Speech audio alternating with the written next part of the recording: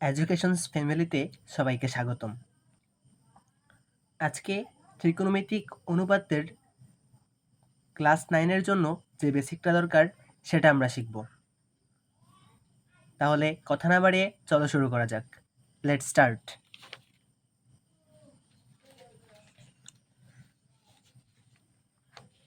ত্রিকোণমিতি বেসিকের প্রথমেই আমাদেরকে যে জিনিসটা জানতে হবে সেটা হবে ত্রিভুজ সম্পর্কে। আর ত্রিকোণমিতি অধ্যায় পুরোটাই মূলত সমকোণী ত্রিভুজ নিয়ে কাজ করা হয়েছে। তাহলে সমকোণী ত্রিভুজ কি? যে ত্রিভুজের একটি কোণ সমকোণ তাকে সমকোণী ত্রিভুজ বলে। এই যে তোমরা চিত্রের মধ্যে যে ত্রিভুজগুলো দেখতে পাচ্ছ এগুলো হচ্ছে সমকোণী ত্রিভুজ।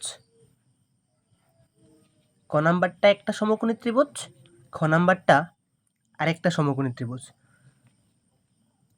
তো সমকোণী ত্রিভুজের প্রত্যেকটা বাহুর নাম আমাদেরকে জানতে হবে। এখানে পি কিউ বাহুর নাম কি, কিউ আর বাহুর নাম কি, পি আর এই বাহুটার নাম কি? তো চলো আমরা জেনে নেই। একটা ত্রিভুজের সবথেকে বড় যে বাহুটা আছে সেটা হচ্ছে অতিভুজ। আবার অন্যভাবে বলতে গেলে সমকোণের বিপরীতে যেই বাহুটা অবস্থিত সেটা হচ্ছে অতিভুজ। আর প্রদত্ত কোণ, এই জায়গায় যেই কোণটা দেওয়া আছে এটা হচ্ছে প্রদত্ত কোণ। প্রদত্ত কোণের সাথে যেই বাহুটা অবস্থিত এটা হচ্ছে সন্নিহিত বাহু অথবা ভূমি। আর প্রদত্ত কোণের বিপরীতে যে বাহুটা অবস্থিত এই বাহুটা হচ্ছে লম্ব, এটা অতিভুজ। আবার একইভাবে খ চিত্রের ক্ষেত্রে এটা যদি প্রদত্ত কোণ হয় তাহলে এটার বিপরীতে আছে এটা, তাহলে এটা হবে লম্ব, আর কিউ আর হবে ভূমি, এটা হবে অতিভুজ।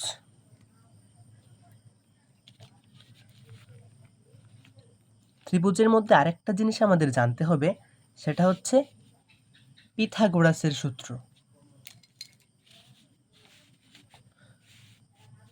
সেটা হচ্ছে পিথাগোরাসের সূত্র। পিথাগোরাসের সূত্রটি হচ্ছে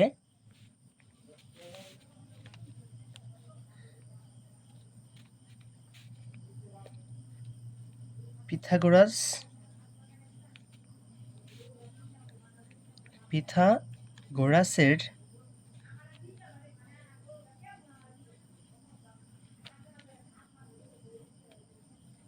সূত্র হচ্ছে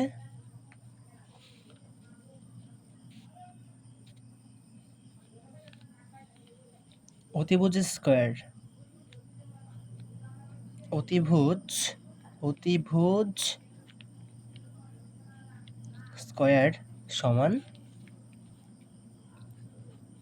লম্ব স্কয়ার যোগ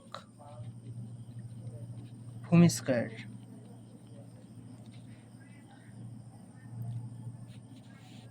আর কোনো একটা ত্রিভুজের লম্ব আর বিপরীত বাহু একই, আবার ভূমি আর সন্নিহিত বাহু একই। তো তাহলে চলো এখন আমরা ত্রিকোণমিতিক অনুপাতগুলো জেনে নেই। আর ত্রিকোণমিতিক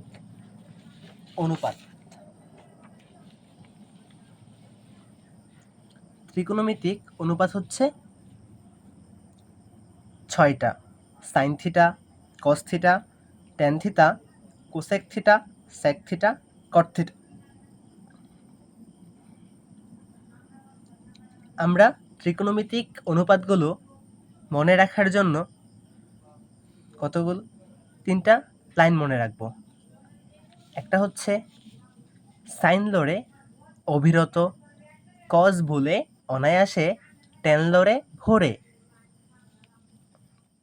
তাহলে আমরা বলতে পারি সাইন থিটা সমান লম্ব বাই অতিভুজ। আর আমরা আগেই বলেছি লম্ব আর বিপরীত বাহু একই, এজন্য এখানে লিখেছি সাইন থিটা সমান বিপরীত বাহু বাই অতিভুজ। আর এখানে বিপরীত বাহু হচ্ছে PN বাই ON। আবার পড়েছি কজ বলে অনায়াসে, তাহলে কস থিটা সমান কি হবে ভূমি বাই অতিভুজ।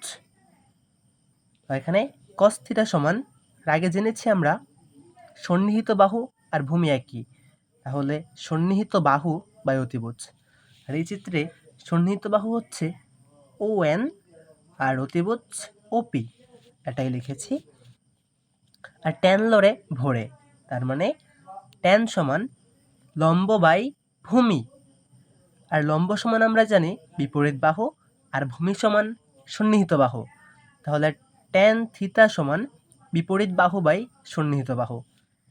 এই তিনটি অনুপাত যদি আমরা মনে রাখতে পারি তাহলে বাকি তিনটিও আমরা এমনিতেই পারবো, কারণ সাইন থিটা কোসেক থিটার বিপরীত, আবার কোসেক থিটা সাইন থিটার বিপরীত, কস থিটা সেক থিটার বিপরীত, সেক থিটা কস থিটার বিপরীত, ট্যান থিটা কট থিটার বিপরীত, কট থিটা ট্যান থিটার বিপরীত।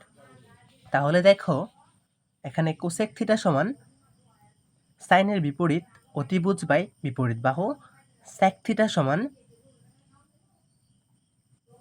কজের বিপরীত অতিভুজ বাই সন্নিহিত বাহু, কট থিটা সমান ট্যানের বিপরীত সন্নিহিত বাহু বাই বিপরীত বাহু। তাহলে ত্রিকোণমিতির বেসিক বলতে মূলত আমরা এই জিনিসগুলোকেই বুঝে থাকি। তো এখন চলো আমরা জেনে নেই ত্রিকোণমিতিক অনুপাত আমরা কেন পড়ব। ত্রিকোণমিতিক অনুপাত আমরা পড়ব কারণ এই যে ত্রিকোণমিতিক অনুপাত, এটা আগেকার দিনে নদীর পাড়ে দাঁড়িয়ে নদীর প্রস্থ নির্ণয় করতে, পাহাড়ের উচ্চতা নির্ণয় করতে, এমনকি গাছের ছায়ার সঙ্গে লাঠির তুলনা করে গাছের উচ্চতা নির্ণয় করতে ব্যবহৃত হতো। ত্রিকোণমিতির ব্যবহার কিন্তু এখনও থেমে নেই, বর্তমানে অনেক ক্ষেত্রে ত্রিকোণমিতি ব্যবহার করা হচ্ছে। বর্তমানে বিজ্ঞান ও প্রকৌশলের বিভিন্ন শাখায়, ভিডিও গেমসে, কম্পিউটার গ্রাফিক্সে এগুলো ব্যবহার করা হচ্ছে। এছাড়াও বিশেষ করে যেই ক্ষেত্রে এটার ব্যবহার অনেক গুরুত্বপূর্ণ সেটা হচ্ছে বিশ্লেষণী গণিত। এই বিশ্লেষণী গণিত ত্রিকোণমিতির উপর ভিত্তি করেই প্রতিষ্ঠিত। আজকের মতো এখানেই বিদায় নিচ্ছি। ধন্যবাদ সবাইকে।